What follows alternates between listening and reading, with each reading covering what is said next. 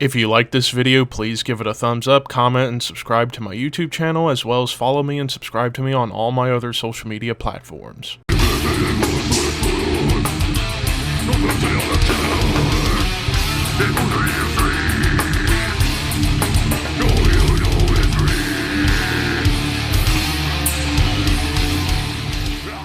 What's up, Thrashers, and welcome back once again to the Thrash Maniac 99 YouTube channel, and I am back with another episode of Under the Radar for you guys. There were a few albums that came out on the weekend of February 10th that I wanted to touch base on, that I saw on Metal Archives and such, and well, there's 3 albums I'm talking about, more than the 2 we did last week. So the first album I'm talking about this week, it's another debut album. This is from a Dutch death doom one-man band, and the band project is called Cadaver Shrine with Benighted, Desecration.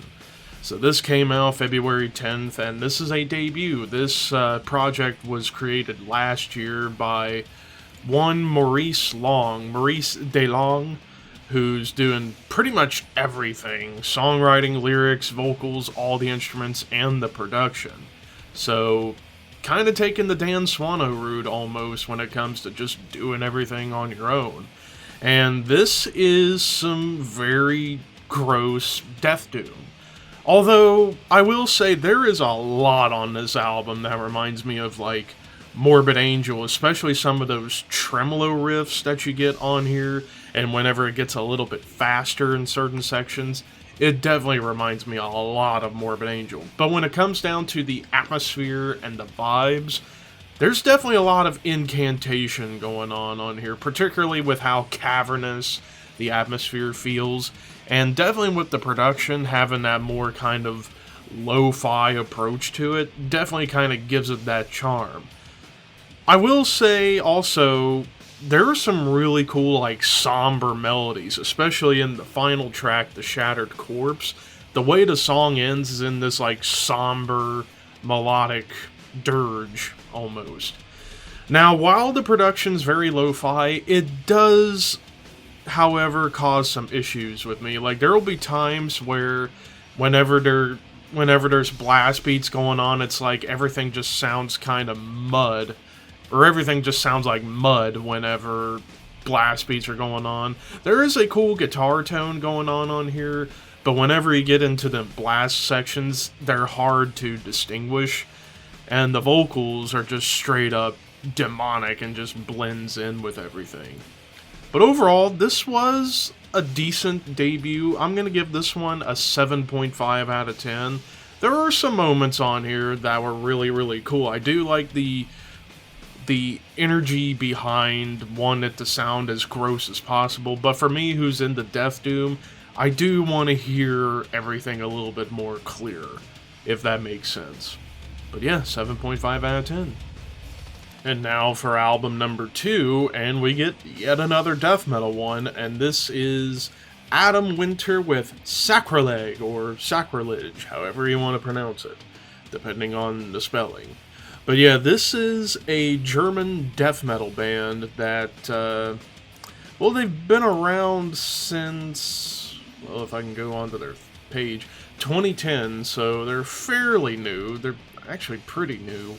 And this is their 4th studio album, and basically, if you like war-themed death metal, this is definitely going to be right up your alley. Like, all these themes about death, war, and occult stuff, just kind of mashed together. Musically, like, you get what sounds like almost like Swedish death metal guitar sounds, like the Boss HM2 tone is kind of prevalent on here, and it's very, very just in your face. Musically, this album gets very, very thrashy, like kind of like mixing a little bit of like that thrashy side of Swedish death metal of bands like Entombed and Dismember and Grave, but mixing it with some of the thrashiness of some of the American death metal bands, namely Morbid Angel and Deicide, and maybe even a little bit of early Death. So it's kind of like a hodgepodge of all those bands, and even some Bolt Thrower, because there are some Bolt Thrower stomps that go on this album, on top of like the war themes, but even maybe about 8% of Doom kind of comes in here as well. And I wouldn't call it Death Doom, this is just very much old school death metal. And I thoroughly enjoyed it. Overall, I give this one an 8.5 out of 10. This is some really good stuff. So like I said, if you're a fan of old school death metal, especially with the Boss HM2 tone and a lot of thrash and groove, definitely check this out. And now on to the third and final album for Under the Radar this week, and it's the latest offering from Spain, blackened death metal, melodic black metal, death metal, whatever you want to call them. Frozen Dawn with the Decline of the Enlightened Gods. So, I got curious to check this one out when I was going through the Metal Archives list, and I was looking at this band's page and saw two major bands that were being compared to them, and that's Desecration and Necrophobic. I think safe to say, this album feels more like Necrophobic than it does Desecration. There are plenty of moments where it does remind me of classic Desecration whenever it gets like really thrashy, but this is more or less similar to a band like Necrophobic, and after all, the final track of the album is a cover of Necrophobic's Blinded by Light, Enlightened by Darkness, which is a really good cover, by the way. But yeah, overall, as far as the songs go, this is, I would say, the best way to describe it, it's mixture of melodic death metal and black metal together, kind of like a perfect companion to the Malice Divine album I reviewed a couple weeks ago, although what makes it a companion is that while Malice Divine I thought was a little more death metal, this album is perhaps about 55 to 60% black metal to the 45 to 40% melodic death metal.